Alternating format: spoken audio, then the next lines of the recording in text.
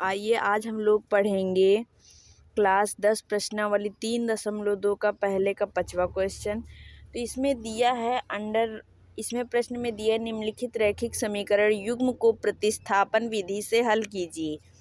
तो इसे हम प्रतिस्थापन विधि से हल करेंगे। चलिए यहाँ देखिए क्या लिखा है, √2x प्लस √3y बराबर 0, √3x माइनस √8y बराबर 0।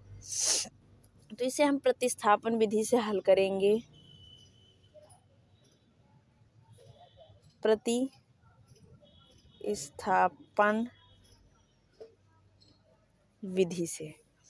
प्रतिस्थापन विधि से हल करेंगे तो हम यहाँ पर लिखेंगे, देखिए इसका पाठांतर करेंगे, यानी कि इसे हम जो 3x √3y है इसे हम बराबर में ले जाएंगे। तो हम लिखेंगे √2x बराबर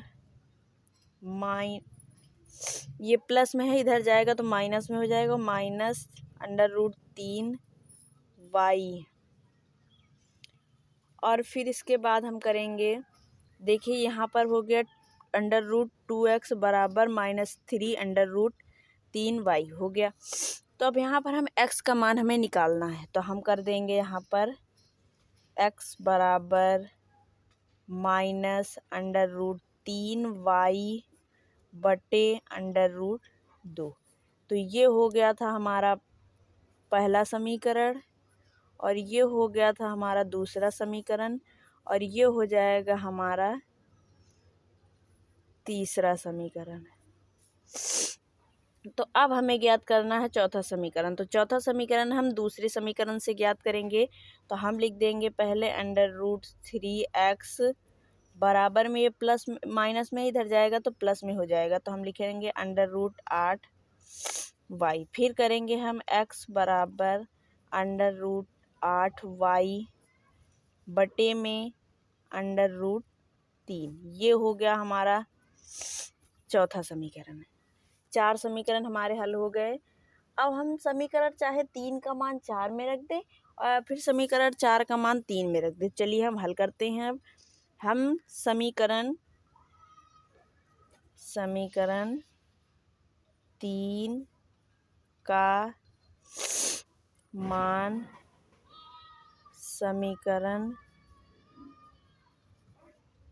4 में रखने पर, समीकरण 3 का मान समीकरण 4 में रखने पर, तो देखिए जैसे कि यहाँ पर x है, तो हमें देखिए समीकरण 3 में, तो समीकरण 3 ये है, तो समीकरण 3 में 4 का मान रखना, तो सारा मान नहीं रखना, केवल x का मान रखना। तो पहले हम इसे लिख लेंगे। इसके बाद देखिए x के जगह पर यहाँ x का मान है √8y बटे √3, तो हमें इसी को x के जगह पर रख देना है। तो हम लिखेंगे √3 का मान समीकरण 3 का मान समीकरण 4 में रखना है। तो हमें ये वाला जो मान है -√3y बटे √2, उसका मान हमें यहाँ पर x के जगह पर रखना है। तो हम रखेंगे √3y बटे √2 बराबर √8y बटे √3। ये हो गया। अब इसके बाद हम करेंगे गुणा, आर पार गुणा करेंगे इसमें। तो हम √3 से -√3y में गुणा करेंगे, तो √ से √ कट जाएगा और 3 3 9 हो जाएगा, और 9 का वर्गमूल 3 हो जाएगा। तो हम यहाँ पर लिखेंगे -3y। तो यहाँ पर हो जाएगा -3y। अब इसमें जब आर पार गुणा करेंगे तो √ से √ कट जाएगा, और 8 दूनी 16 हो जाएगा, तो 16 का वर्गमूल होता है 4। तो यहाँ पर हम लिख देंगे 4y। अब यहाँ पर हो गया 4y। तब हम इसे शून्य के रूप में लिखेंगे। तो हम लिखेंगे 3y है तो 3y लिखेंगे। अब इधर है प्लस में, इधर आएगा तो माइनस में, -4y बराबर 0 आ जाएगा। अब बराबर 0 तो माइनस माइनस हो जाएगा प्लस, तो हम प्लस करेंगे -7y बराबर 0, तो बराबर 0 हो जाएगा। तो अब हम यहाँ पर करेंगे हम यहाँ पर y बराबर -7/0। अब इससे भाग करेंगे, 0 से -7 में भाग करेंगे तो y का मान आ जाएगा 0, y का मान आ जाएगा 0। अब हम चाहे y का मान समीकरण 3 में रख दें या फिर समीकरण 4 में रख दें। तो चलिए अब हम करते हैं। y का मान समीकरण 4 में रखने पर, अब जो y का मान आया इसे हमें समीकरण 4 में रखना है। तो समीकरण 4 हमारा ये है, तो हम उतार लेंगे x बराबर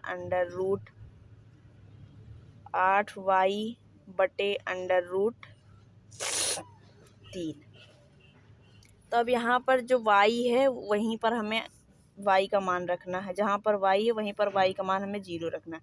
तो हम लिखेंगे x बराबर √8 गुणे 0/√3 तो अब हम 0 से 8 में गुणा करेंगे तो 0 हो जाएगा, तो x बराबर 0/√3। तो √3 से 0 में भाग देंगे तो आ जाएगा 0, x बराबर 0, x बराबर 0 आ गया और यहाँ पर y बराबर 0 आ गया। x का मान भी 0 आ गया और y का मान भी 0 आ गया है। अब हम आपसे उम्मीद करते हैं कि ये सारा सवाल आपको समझ में आ गया होगा। आप लोग हमारे वीडियो को लाइक, सब्सक्राइब और फॉलो ज़रूर करें और कमेंट में ये भी बताएं कि कहाँ पर ये सवाल आपको समझ में नहीं आया है।